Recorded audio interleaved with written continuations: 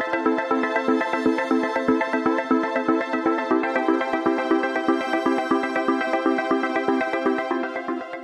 Everyone, welcome to study tube. इस video में हम लोग अक्रिय तत्वों के ऊपर सवालों को करने वाले हैं। जो हमारा आवर्त सारणी में समूह संख्या 18 है, इनमें जो सारे तत्व हैं इनके ऊपर हम लोग प्रश्नों को करने वाले हैं। हम लोगों ने आवर्त सारणी में भी समूह 18 के बारे में देखा हुआ है और इस पर आधारित प्रश्नों को भी किया हुआ है, लेकिन इस वीडियो में हम लोग स्पेशली बात करेंगे केवल इस ग्रुप के बारे में। जैसे हम लोगों ने पिछली वीडियो में हैलोजन के ऊपर सवालों को देखा था स्पेशली, वैसे ही हम लोग इस वीडियो में स्पेशली इनर्ट एलिमेंट्स के ऊपर सवालों को करने वाले हैं। तो काफ़ी सारे सवाल पूछे जाते हैं यहाँ से, तो पूरे वीडियो को ध्यान से देखिए, हर सवाल को ध्यान से देखिए। यहाँ पर महत्वपूर्ण एक साथ होगा, अलग अलग नहीं होगा। अब आगे बढ़े उससे पहले एक करेक्शन है जो आपको करना है। पिछले वीडियो में, हैलोजन वाले वीडियो में, क्वेश्चन नंबर 14 जो उसमें था, उसमें सवाल पूछा गया था कि कैल्शियम का कौन सा अयस्क है जिसमें कि फ्लोरीन है, निम्न में कौन फ्लोरीन युक्त कैल्शियम का अयस्क है। वहाँ मैंने आंसर कार्नेलाइट टिक मारा हुआ है, तो इसको आप सही कर देना। मैंने ध्यान नहीं दिया, मुझे ये आंसर टिक मारना था। फ्लोरस्पार, कैल्शियम का यहाँ पर एक ही अयस्क है और इसमें भी देखो फ्लोरीन है। यह है कैल्शियम का अयस्क फ्लोरस्पार। तो जिन लोगों ने नोटिस किया उन्होंने ठीक कर लिया होगा, लेकिन बहुत सारे ऐसे भी होंगे जिन्होंने नोटिस नहीं किया होगा और उन्होंने आंसर कार्नेलाइट को ही टिक मारा होगा, जैसा कि मैंने मारा था। तो जिन्होंने नोटिस नहीं किया है वो कृपया करके ठीक कर ले। आंसर यहाँ पर बी होगा, सी नहीं होगा। अब आते हैं आज के टॉपिक के पहले सवाल पर। निम्न में कौन वर्ग 18 का तत्व नहीं है। आधुनिक आवर्त सारणी में टोटल 18 समूह है। सबसे जो लास्ट समूह है वो है समूह संख्या 18 और ये है इनर्ट ग्रुप। जो हमारा आवर्त सारणी में पी ब्लॉक है, पी ब्लॉक का अंतिम समूह बोल दो या फिर पूरे आवर्त सारणी का अंतिम समूह बोल दो, समूह संख्या 18 है। इसी को हम लोग इनर्ट ग्रुप बोलते हैं क्योंकि इनमें सारे जो एलिमेंट्स है वो सारे के सारे इनर्ट है। Helium, neon, argon, krypton, xenon, radon और ऑर्गेनेसन, ये सारे इनमें एलिमेंट्स हैं। पूछा है कि कौन समूह 18 का तत्व नहीं है, तो टेनेसाइन नहीं है। डी हमारा आंसर हो जाएगा, टेनेसाइन। ये हैलोजन एलिमेंट है। यहाँ पर देखो एटॉमिक नंबर 117। समूह 18 में कुल कितने तत्व हैं। हमारे आधुनिक आवर्त सारणी में टोटल 7 आवर्त हैं। हर एक आवर्त में आपको एक इनर्ट एलिमेंट जरूर दिखेगा, ठीक है। हर एक आवर्त में आपको एक अक्रिय तत्व जरूर दिखेगा। पहला अक्रिय तत्व हीलियम है जो कि आवर्त संख्या 1 में है और अंतिम है ऑर्गेनेसन जो कि आवर्त संख्या 7 में है। तो यहाँ पर 7 हमारा आंसर हो जाएगा। 7 आवर्त है, हर आवर्त में एक अक्रिय तत्व मिलेगा, इनर्ट एलिमेंट मिलेगा, तो टोटल कितने हो गए 7। आपसे ये भी पूछा जा सकता है कि कौन से आवर्त में कौन सा अक्रिय तत्व है, जैसे क्रिप्टन जो है कौन से आवर्त में है। तो बहुत ही आसान है। सबसे पहले तो आपको ये सारे एलिमेंट्स याद होने चाहिए, helium, neon, argon, krypton, xenon, radon और ऑर्गेनेसन।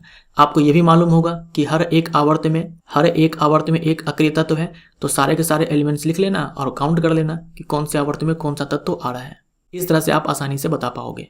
तो इस अक्रिय समूह का जो अंतिम तत्व है वो है ऑर्गेनेसन, जिसका एटॉमिक नंबर है 118। तो ऑर्गेनेसन समूह संख्या 18 का सबसे अंतिम तत्व है और पूरे आवर्त सारणी का भी सबसे अंतिम तत्व है। परमाणु संख्या 118 है। समूह 18 के सभी तत्व हैं। समूह 18 के सभी तत्व हैं। ये सारे तत्व हैं, हीलियम है, नियॉन है, आर्गन है, क्रिप्टन है, जेनॉन है, रेडॉन है और ऑर्गेनेसन है। मैं यहाँ पर आंसर मार रहा हूँ, सारे के सारे क्या है, गैस है। अब यहाँ पर कुछ बातें हैं जो आपको ध्यान से सुनने हैं। ये एनसीईआरटी का कटआउट है, जो अभी लेटेस्ट एनसीईआरटी है 2021-22 वाला, ये उसका कटआउट है। इसमें देखो क्या लिखा हुआ है कि helium, neon, argon, krypton, xenon, radon और ऑर्गेनेसन ये समूह संख्या 18 के तत्व हैं और सारे के सारे देखो यहाँ पे लिखा हुआ है कि गैस है। सारे के सारे यहाँ पर लिखा हुआ है कि गैस है। अगर आप पुराना एनसीईआरटी उठाकर देख लो तो वहाँ पर ऑर्गेनेसन का चर्चा भी नहीं है। तो अगर मैं आपसे ये पूछूं कि समूह संख्या 18 में कितने तत्व है, तो इसमें तो कोई डाउट नहीं है, तत्व तो टोटल 7 है, इसमें कोई शक नहीं है। अगर मैं आपसे ये पूछूं कि टोटल कितने गैस हैं, हो सकता है आपने याद किया होगा कि टोटल इसमें 6 गैस हैं। टोटल 6 गैस है और पूरे आवर्त सारणी में 11 गैस है। आपने याद किया होगा, मैंने भी यही पढ़ाया हुआ है। पूरे आवर्त सारणी में 11 कौन कौन से, 6 तो अक्रिय, 2 यहाँ पर हैलोजन, उसके बाद ऑक्सीजन है, नाइट्रोजन है और उसके बाद एक हाइड्रोजन है। टोटल कितने हो गए, 11। तो जब आप बोलते हो कि पूरे आवर्त सारणी में 11 गैस तत्व है, उसमें आप ऑर्गेनेसन को काउंट नहीं करते हो। या फिर जब आप बोलते हो कि अक्रिय तत्व में टोटल 6 गैस है, तो वहाँ पर भी आप ऑर्गेनाइजेशन को काउंट नहीं करते हो। क्योंकि एनसीईआरटी में ये लिखा हुआ है कि सारे के सारे गैस है, इसलिए मैं यहाँ पर आंसर बी मार रहा हूँ। यानी टोटल जो अक्रिय तत्व है उनमें गैस है 7, टोटल अक्रिय गैस तत्व गैसीय तत्व 7 है। अगर हम ऑर्गेनाइजेशन को यहाँ पर काउंट करते हैं तो पूरे पीरियोडिक टेबल में जो गैसियस एलिमेंट्स हैं संख्या में 12 है। अब बोर्ड वाले इसका आंसर 6 मारते हैं, 6 आंसर देते हैं अक्रिय समूह में टोटल गैस तत्व या 7, ये तो मुझे नहीं मालूम कि वो किसको सही आंसर मानते हैं। अगर हम पूरे आवर्त सारणी में गैसियस एलिमेंट्स की बात करें तो टोटल वो 11 मानते हैं या 12 मानते हैं, ये भी उसी के ऊपर डिपेंड करता है। लेकिन एनसीईआरटी का मैंने यहाँ पर कटआउट इसलिए लगाया हुआ ताकि मैं आपको प्रूफ दे सकूं कि मैं यहाँ पर जो गैस मार रहा हूँ आंसर वो एनसीईआरटी के अकॉर्डिंग मैं मार रहा हूँ। लेकिन आप मेरे से पूछें कि मुझे क्या लगता है कि एग्जाम में किसको आंसर माना जाएगा, तो मैं जाऊँगा यहाँ पर अक्रिय समूह में टोटल गैस 6 है और पूरे आवर्त सारणी में 11 है। मैं 6 और 11 के साथ जाऊँगा। मुझे ज़्यादा चांस लगता है कि वो लोग 11 को आंसर सही मानेंगे, 6 को आंसर सही मानेंगे, क्योंकि भले ही यहाँ पर लिखा हुआ है कि सारे के सारे गैस हैं, लेकिन बाकी जगह पर आपको नहीं मिलेगा कि गैस है, क्योंकि ये जो तत्व है ना, इनके बारे में ज़्यादा जानकारी नहीं है। वैज्ञानिक इनके बारे में ज़्यादा जानकारी जुटा ही नहीं पाए हैं। ये भी एक पूर्वानुमान है, ऐसा अनुमान लगाया जा रहा है कि यहाँ पर कि ऑर्गेनाइजेशन जो है ये एक गैसीय तत्व है, ये एक संश्लेषित तत्व है, सिंथेटिक एलिमेंट है और ये एक गैसीय तत्व है। ये भी एक अनुमान है। तो अलग अलग जगहों पर जो इसकी अवस्था है वो आपको अलग अलग देखने को मिलती है। इसीलिए हो सकता है आंसर 11 हो बोर्ड के हिसाब से या फिर 6 हो। अगर हम केवल समूह 18 की बात करें तो 6 और पूरे आवर्त सारणी की बात करें तो 11। लेकिन मान लो आप 12 आंसर टिक मारते हो, बोर्ड ने कहा कि नहीं 11 आंसर होगा, तो आप ऑब्जेक्शन कर सकते हो एनसीईआरटी के बेस पे। एक एनसीईआरटी ही है जिसके आधार पर आप ऑब्जेक्शन कर सकते हो। अगर एनसीईआरटी में कोई लाइन जो है वो लिखी हुई है तो आप उसके आधार पर जो है ऑब्जेक्शन कर सकते हो। अगर बोर्ड वाले ने अलग आंसर दिया तो, जैसे बोर्ड वाले ने कहा कि अक्रिय टोटल जो गैस है समूह 18 में वो 6 है, लेकिन यहाँ पर लिखा हुआ है कि सारे के सारे गैस है 7 है, तो आप ऑब्जेक्शन कर सकते हो। बाकी किसी किताब में क्या लिखा है उसके आधार पर आप नहीं कर सकते हो, लेकिन अगर एनसीईआरटी में लिखा हुआ है तो आप कर सकते हो, क्योंकि एनसीईआरटी ही आपके लिए एक ऑथेंटिक बुक है। इसमें जो बातें लिखी हुई है उसी बातों को मान्यता दी जाती है। आवर्त सारणी में कुल नोबल गैस या अक्रिय गैस या उत्कृष्ट गैस है। अक्रिय गैस कहने का मतलब समझ रहे हो ना, कि 72 कोश में, इसके परमाणु के 72 कोश में 8 इलेक्ट्रॉन होते हैं। ऑक्टेट कंप्लीट है हीलियम को छोड़ करके। हीलियम जो है 72 कोश में 2 इलेक्ट्रॉन लेकर के वो खुश है। तो 8 इलेक्ट्रॉन अगर पूरे हैं तो ना ही ये इलेक्ट्रॉन को देना चाहता है, ना ही ये देगा और ना ही किसी से लेगा। इसीलिए क्या है, इनर्ट है, किसी के साथ कोई रिएक्शन वगैरह ये नहीं करता। और हीलियम जो है 2 इलेक्ट्रॉन के साथ वो खुश है। मैं यहाँ पर आंसर 7 मार रहा हूँ उसी लाइन के कारण जो मैंने अभी आपको पिछले स्लाइड में दिखलाया था कि सारे के सारे गैस है। एनसीईआरटी में जो लिखा हुआ है डी हमारा यहाँ पर आंसर होगा। अब बोर्ड वाले इसका आंसर 6 मारते हैं या 7 मारते हैं ये तो बोर्ड वाले ही जानेंगे। डैश के अतिरिक्त अन्य सभी उत्कृष्ट गैस वायुमंडल में पाई जाती है। रेडॉन और ऑर्गेनेसन ये दोनों ही वायुमंडल में नहीं पाई जाती है। तो रेडॉन और ऑर्गेनेसन सी हमारा आंसर। वायुमंडल में सबसे अधिक पाई जाने वाली उत्कृष्ट गैस है। अभी आपने देखा कि रेडॉन और ऑर्गेनेसन ये दोनों ही जो है ये वायुमंडल में नहीं पाए जाते हैं। इसके अलावा सारे पाए जाते हैं, और जो सारे पाए जाते हैं उनमें भी आर्गन सबसे अधिक है। वायुमंडल में सबसे अधिक अक्रिय गैस आर्गन है। समूह 18 के दुर्लभतम तत्व है। समूह 18 के जो भी तत्व हैं उनमें सबसे कम मात्रा में जो तत्व पाए जाते हैं उनमें है रेडॉन और जेनॉन। ये हमारा आंसर, रेडॉन और जेनॉन। डैश के विघटन से रेडॉन प्राप्त होता है। रेडॉन प्राप्त होता है रेडियम के विघटन से। रेडियम जो है ये समूह संख्या 2 का तत्व है। एटॉमिक नंबर देख लो 88 है। इसके विघटन से रेडॉन प्राप्त होता है। रेडॉन ये समूह संख्या 18 का तत्व है, अक्रिय तत्व है और ये रेडियो एक्टिव एलिमेंट है। तो हमारा आंसर यहाँ पर क्या हो जाएगा, रेडियम। बी हमारा यहाँ पर आंसर। ऑर्गेनेसन के संदर्भ में गलत चुने। यह आवर्त 6 का तत्व है। हमारे आवर्त सारणी में समूह संख्या 18 में कौन कौन से तत्व है, हीलियम है, नियॉन है, आर्गन है, क्रिप्टन है, जेनॉन है, रेडॉन है और ऑर्गेनेसन है।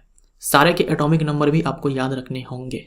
अब देखो, मैंने अभी आपसे कहा हर एक आवर्त में एक अक्रिय तत्व आपको जरूर दिखने वाला है। सबसे अंतिम कौन है, ऑर्गेनेसन है। तो ये आवर्त 7 का तत्व है। ये आवर्त 7 का तत्व है। यहाँ लिखा हुआ है आवर्त 6 का तत्व है, तो ये गलत हो जाएगा, ये सही नहीं है। हीलियम पहले आवर्त में, नियॉन दूसरे आवर्त में, आर्गन तीसरे में, क्रिप्टन चौथे में, ज़ेनॉन पांचवें में, रेडॉन छठे में और ऑग्निसन सातवें में। इसकी परमाणु संख्या 118 है। सही है, इसकी परमाणु संख्या 118 है। यह आवर्त सारणी का अंतिम तत्व है। समूह 18 का भी अंतिम तत्व है, पूरे आवर्त सारणी का भी अंतिम तत्व है। तो ये स्टेटमेंट हमारा सही है, ये भी सही है। यह प्राकृतिक रूप से पाया जाता है, ये भी गलत हो जाएगा। ये कैलिफोर्नियम और कैल्शियम के टक्कर से प्राप्त होता है ऑग्नेसन। यह प्राकृतिक रूप से पाया नहीं जाता, ये संश्लेषित तत्व है, सिंथेटिक एलिमेंट है। वैज्ञानिकों ने इसे प्राप्त किया है लैब में, इन दोनों का टक्कर करवा करके। तो हमारा यहाँ पर जो आंसर होगा वो ए भी है और डी भी है। ठीक है, यहाँ पर टाइपिंग मिस्टेक है। ए और बी दोनों ही जो है यहाँ पर हमारे सही आंसर होंगे। निम्न में कौन रेडियोधर्मी अक्रिय गैस है? रेडियोधर्मी अक्रिय गैस है, ये दोनों ही रेडियोधर्मी हैं, रेडॉन भी और ऑग्निसन भी। लेकिन यहाँ पर हमें विकल्प में दे रखा है रेडॉन, तो सी हमारा यहाँ पर आंसर होगा, रेडॉन। हीलियम का मुख्य औद्योगिक स्रोत है।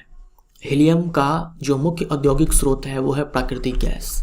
प्राकृतिक गैस को जब जमीन से निकाला जाता है और उसको अलग अलग तरीकों से प्रोसेस किया जाता है तो वहाँ पर बाई प्रोडक्ट के रूप में, सह उत्पाद के रूप में हीलियम गैस बनती है। तो प्राकृतिक गैस ही इसका मुख्य स्रोत है। हीलियम के बाह्यतम कोश में कुल कितने इलेक्ट्रॉन हैं? समूह 18 में जितने भी तत्व हैं सबके बाह्यतम कोश में 8 इलेक्ट्रॉन हैं, केवल हीलियम को छोड़ करके। केवल हीलियम को छोड़ करके सभी के बाह्यतम कोश में 8 इलेक्ट्रॉन होते हैं। हमसे हीलियम के बारे में पूछा है, हमारा आंसर यहाँ पर 2 हो जाएगा। जो संयोजी इलेक्ट्रॉन है वो हीलियम के केस में 2 है और बाकी सारे के केस में 8 है। संयोजी इलेक्ट्रॉन मतलब बाह्यतम कोश में टोटल जितने इलेक्ट्रॉन होते हैं उसी को हम लोग संयोजी इलेक्ट्रॉन बोलते हैं। तो हीलियम के केस में 2 होते हैं और बाकी सारे के केस में 8 होते हैं। वर्ग 18 के तत्वों की संयोजकता है।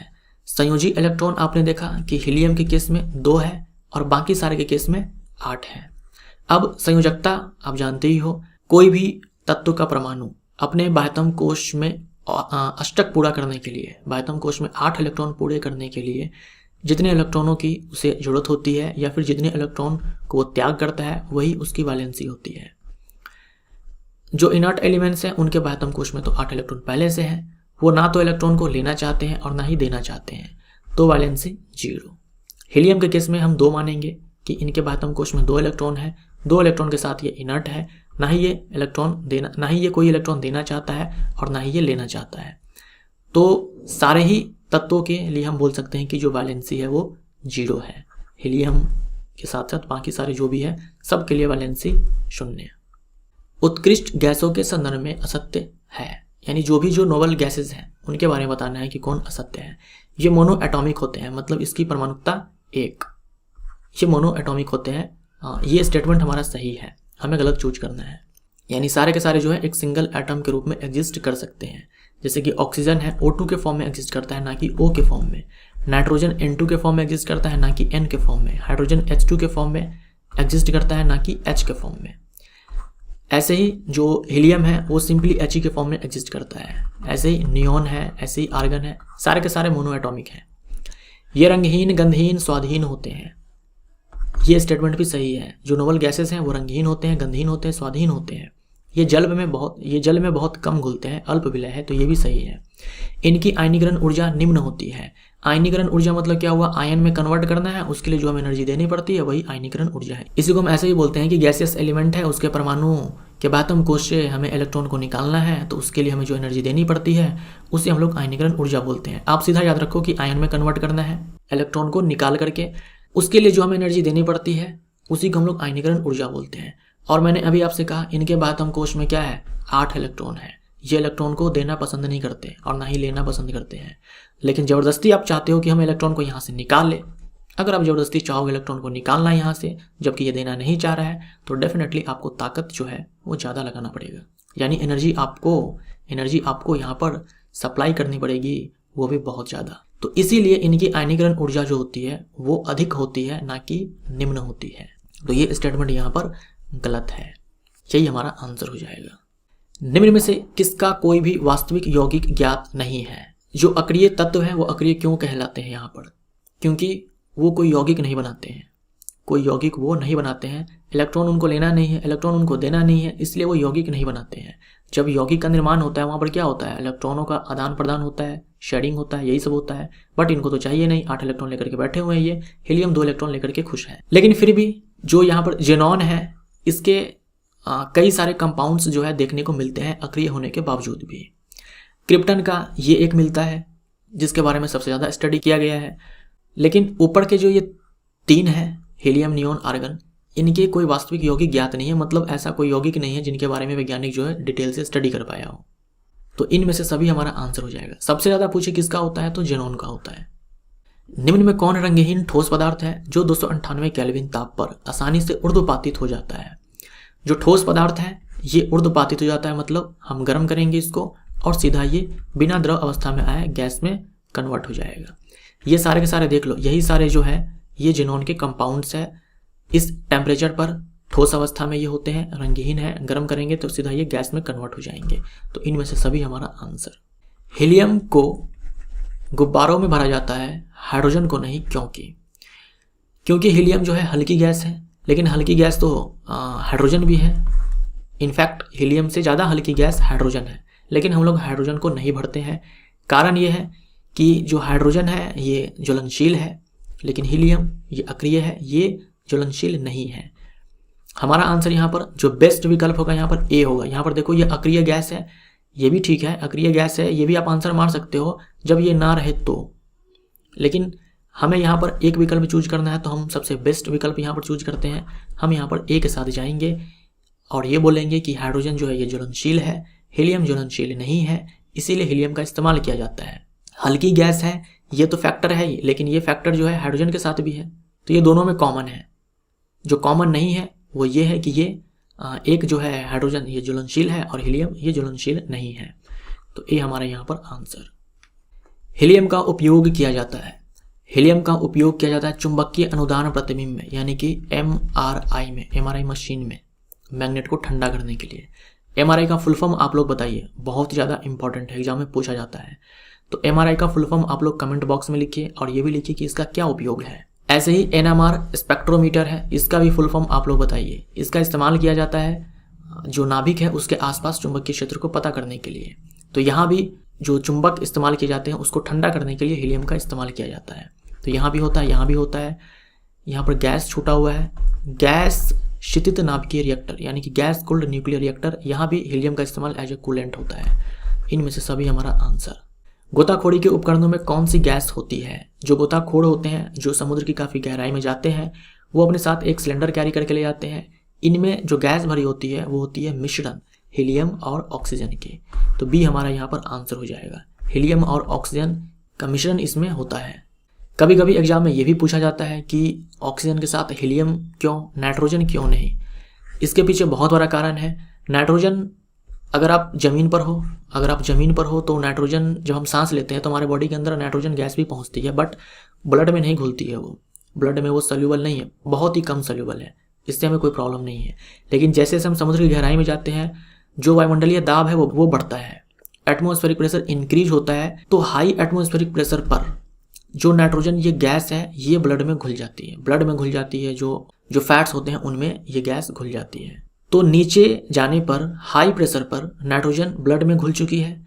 जब ये गोताखोर वापस से ज़मीन पर आएगा तो क्या होगा, सारे के सारे नाइट्रोजन जो गैस में जो ब्लड में घुले हुए हैं सारे के सारे फिर वो बाहर आने लगेंगे और ये बबल्स के फॉर्म में आते हैं। बबल्स के फॉर्म में बॉडी से बाहर नहीं आते हैं, ब्लड से बाहर आते हैं। नाइट्रोजन के बबल्स बनते हैं। ये बबल्स जो है काफ़ी पेन देता है गोताखोर को। इससे ज्वाइंट्स, ब्रेन, चेस्ट, हार्ट काफ़ी कुछ इफेक्ट होता है इन नाइट्रोजन बबल्स के कारण। इस स्थिति को हम लोग, इस प्रॉब्लम को, समस्या को हम लोग बेंड्स बोलते हैं, बेंड्स। डैश का उपयोग विसर्जन ट्यूब तथा प्रदीप्त बल्बों में विज्ञापन प्रदर्शन हेतु किया जाता है। इस तरह के आप लोग बोर्ड्स देखते होंगे, एडवर्टाइजिंग बोर्ड्स। तो यहाँ पर जो लाइट्स लगे होते हैं, बल्ब लगे होते हैं, उनमें नियोन गैस भरी होती है, यानी कि ये सारे नियोन बल्ब होते हैं। सी हमारा यहाँ पर आंसर है। नियोन गैस उन बल्बों में भरी होती है। घरों में उपयोग होने वाले विद्युत बल्ब में डैश गैस भरी जाती है। अब तो इस बल्ब का इस्तेमाल भी नहीं होता है ज़्यादा, लेकिन पहले काफ़ी होता था। तो इसमें कौन सी गैस भरी होती है? आर्गन गैस भरी होती है। तो आर्गन हमारा यहाँ पर आंसर हो जाएगा। आर्गन ये अक्रिय तत्व है, तो अगर मान लो ऑक्सीजन इसमें होता तो टंगस्टन को ख़राब कर देता, ऑक्सीडाइज कर देता। आर्गन इनर्ट है तो टंगस्टन को कोई दिक्कत नहीं है। विलियम रैमसे ने खोज की, यहाँ पर ए होगा, यहाँ पर बी, यहाँ पर सी और यहाँ पर डी। तो विलियम रैमसे ने नियोन, आर्गन, क्रिप्टन इन सब की खोज की। विलियम रैमसे के साथ साथ और भी वैज्ञानिक के नाम आते हैं इन सब की खोज के लिए, लेकिन विलियम रैमसे जो है इन्होंने नोबेल प्राइज़ जीता हुआ है अक्रिय गैसों की खोज के लिए, इसलिए ज़्यादा चांस है इन सारे के खोज के लिए अगर नाम पूछा गया तो विलियम रैमसे आपको एक विकल्प में दिख जाएगा और वही हमारा आंसर हो जाएगा। सी हमारा यहाँ पर आंसर हो जाएगा, सॉरी माफ़ करना, डी हमारा यहाँ पर आंसर हो जाएगा इनमें से सभी। हीलियम की खोज किसने की? हीलियम की खोज की लोकेयर ने। यहाँ भी जो है लोकेयर के साथ साथ विलियम रैमसे का नाम दिया जाता है, तो जो विकल्प में दिख जाए उसको आप टिक मारेंगे। हेनरी कैवेंडिश ने खोज की हाइड्रोजन की, सोरेनसन ने पीएच स्केल की खोज की और रदरफोर्ड ने नाइट्रोजन की खोज की। ब्रह्मांड में दूसरी सबसे अधिक पाई जाने वाली गैस है, ब्रह्मांड में जो गैस सबसे अधिक पाई जाती है वो है हाइड्रोजन, दूसरे नंबर पर है हीलियम, बी हमारा आंसर। हीलियम का उपयोग किया जाता है, हीलियम का उपयोग किया जाता है वायुयान में टायरों में भरने के लिए, क्योंकि हीलियम जो है वो हल्की गैस है और अज्वलनशील भी है।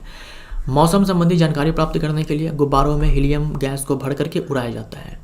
दमा रोगी को सांस लेने के लिए ऑक्सीजन के साथ मिश्रित करके दिया जाता है। जो अस्थमा के पेशेंट होते हैं उनको सांस लेने के लिए ऑक्सीजन के साथ हीलियम गैस को भी मिक्स करके दिया जाता है। तो इनमें से सभी। निम्न में कौन सा अक्रिय तत्व सबसे अधिक यौगिक बनाता है? मैंने अभी आपसे कहा सबसे ज़्यादा जेनॉन। निम्न में से किसका उपयोग रेडियोथेरेपी के रूप में कैंसर के इलाज में किया जाता है? रेडियोथेरेपी के रूप में कैंसर के इलाज में किया जाता है रेडोन का इस्तेमाल। निम्न में कौन एक दुर्लभ गैस नहीं है? दुर्लभ गैस हम लोग उत्कृष्ट गैस, नोबल गैस, अक्रिय गैस को ही बोलते हैं, तो फ्लोरीन यहाँ पर नहीं होगा, फ्लोरीन ये हाइड्रोजन है। बाकी ये सारे दुर्लभ गैस है, नोबल गैस है, अक्रिय गैस है, उत्कृष्ट गैस है, इनर्ट गैस है, जो मन करे वो बोल दो।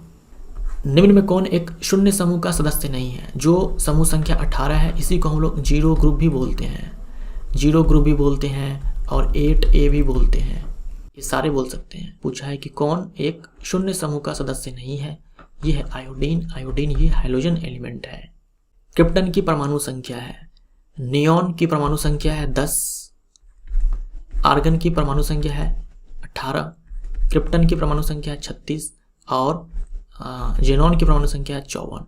सी हमारा यहाँ पर आंसर हो जाएगा। तो ये सारे सवाल थे समूह संख्या 18 में जो तत्व है उनके ऊपर, और इसी के साथ ये वीडियो यहाँ पर होता है समाप्त।